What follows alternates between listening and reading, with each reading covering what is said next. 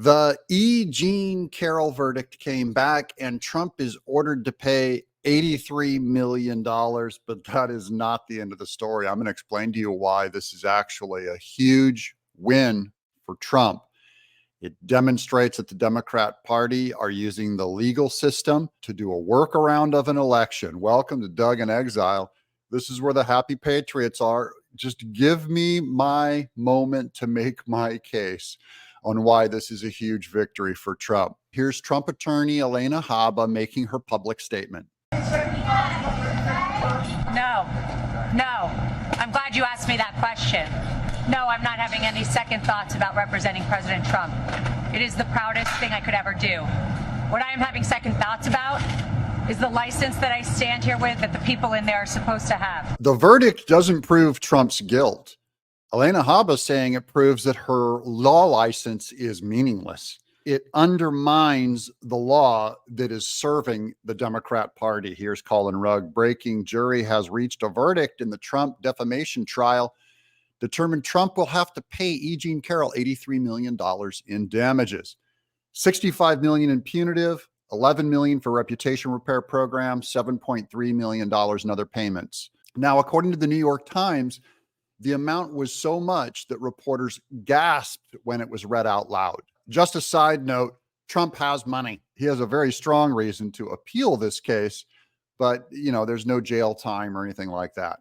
Weeks. Why? Because President Trump is leading in the polls, and now we see what you get in New York. So don't get it twisted, whoever asked me that question. I am so proud to stand with President Trump. I'm still standing with President Trump. Here's Trump's response in his statement. Absolutely ridiculous. I fully disagree with both verdicts, and we'll be appealing this whole Biden-directed witch hunt focused on me and the Republican Party. Our legal system is out of control and being used as a political weapon. They have taken away all First Amendment rights. They have taken away all First Amendment rights. This is not America. Before I walked into court, that judge decided that every single defense President Trump had, we were not allowed to raise in front of the jury. It is in writing, and I encourage the journalists, the real journalists, to take the minute to look at his orders. I got bad news for Alina Habba if she's counting on real journalists to look into this thing.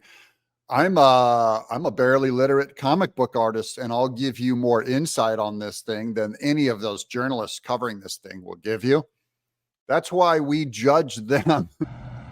There was no proof, and I couldn't prove that she didn't bring in the dress. There was no DNA. There was no expert. My experts were denied. Two of them were denied to come in.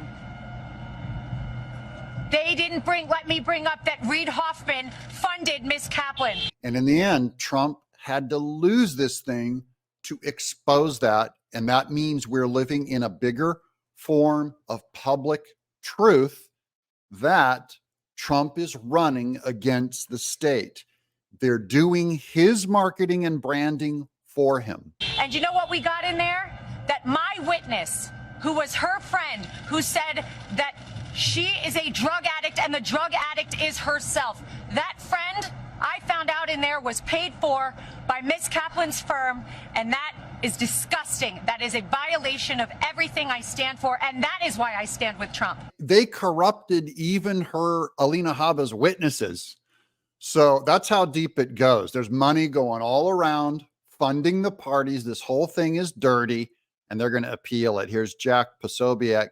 She claimed Trump raped her, had zero proof. He said he didn't, and now he's guilty of defamation. You got it? This is about free speech. You are not allowed to be told that you can't bring it up. And imagine a point where a judge tells the lawyer, before your client, the former president of the United States, the leading candidate and obvious nominee for the Republican Party, before he takes the stand to defend himself, Ms. Habba, tell me the questions you're going to ask in open court and tell me exactly what he's going to respond. And then edited my questions, edited the response he was allowed to give. That's not a trial. That's a circus. That's a puppet show they put on.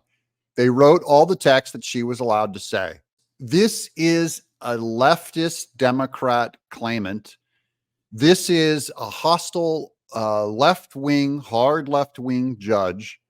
And this is a New York jury. Later, we have a video coming out on Chutkin where they polled juries, and you just see how they're all Democrats. So Trump is not going to get justice. And that is the message of this whole thing, that Trump was right. Before it was just words, but now we have proof. And guess what my client did? He took the stand. He abided by the rules of this corrupt system that I have seen. We will immediately appeal. We will set aside that ridiculous jury. Here's Victor Davis Hansen. The civil suit serves as a mere preview of 4 additional left-wing criminal prosecutions. He's talking about Chutkin and the Mar-a-Lago documents and Jack Smith. Left-wing judges, left-wing juries to come, all on charges that would never have been filed if Trump either had not run for president or had been a liberal progressive.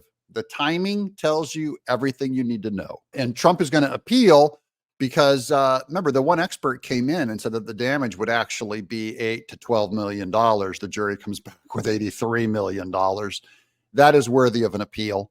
Just remember, even before this whole case came to be, E. Jean Carroll, this is a sexual assault complaint that came forward decades after the event, post facto. And it was only after Trump announced his presidential run. E. Jean Carroll lost her job in her late 70s, which had nothing to do with Trump. Even the magazine itself that fired her said it had nothing to do with Trump. And then we know by her salary that was around $60,000. On a really good year, it was $400,000. So the $83 million payment doesn't add up to justice whatsoever. This is a clown show. Everybody's a right to defend themselves when they are wrongfully accused, and to be able to say, I didn't do it. And to double and triple and quadruple down and say, this is wrong. This is wrong. But we are in the state of New York. We are in a New York jury, and that is why we are seeing these witch hunts, these hoaxes, as he calls them. And this is another one of them. Be brought in New York, in states where they know they will get juries like this. New York, D.C., Fulton County, Georgia. The Democrats can't be too careful where these cases happen. They have to make sure it is bury the needle left just so they have a chance. And this is a huge indictment of New York, the entire justice system. It's a puppet show. E. Jean Carroll didn't lose her career because of Trump. E. Jean Carroll's career, the wheels fell off the same way that everyone's career at some point winds down. You can see the slow, steady wind down of her career over time. It wasn't Trump. In fact, if anything, she had a career after she came out, after she announced in her book what she claims Trump did. Then she got famous. Now she has a career. Trump gave her a career. That was made in there, and the behavior I saw in there, some of which was reported widely today, gave us the most perfect record on appeal, and even if I needed it, which I don't. They're going to appeal, and that'll drag this out further, which benefits Trump. But another strange thing happened. The biggest thing was the law they changed in 2022. Called the Adult Survivors Act.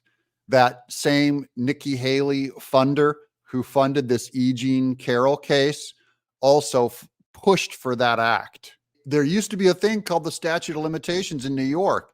They passed this one-time, one-year change of that where it allowed people to sue for sexual allegations that happened beyond the statute of limitations. It was tailored to go after Trump. Now, what does Trump have to look forward to? Well, the same treatment in all of his cases. These are all going to be Democrat election interference cases. Alvin Bragg, Letitia James, Jack Smith, Bonnie Willis. They have all synchronized their efforts to get Trump. This is all after he announces his election. And all of these claims that they have against him were old, ancient, old accusations that they magically didn't care about until he announced he's running. And there's emails coordinating many of these right back to the White House. There's an old saying in battle, you never want to make your enemy into a martyr, and the Democrats have done it publicly. Publicly, everyone is going to see what happens. This is about Trump's presidency. And all I can say is this is a gauntlet that Trump must go through before he can earn his presidency. He's going to have to be mistried, mocked, slandered in public, pay fines. It's going to cost him everything. And that's how much he loves his country, because the country has one shot at reforming right now, and that's Trump. And I'm not an empty hope guy. I'm coming and bringing you evidence each day on why the tactics of the Democrats are being employed against Trump and how Trump continues to come out ahead in polls, in the primaries. He's strengthening MAGA. He's knocking out his opponents. Let's let Alina Habba tell you why she does not fall under despair. Neither does Trump. The former president does not live his life in fear, as you've seen every single day. The former president and probably future president will continue to fight for Americans. Thank you very much, everybody. We don't live in fear. I'm Doug in exile.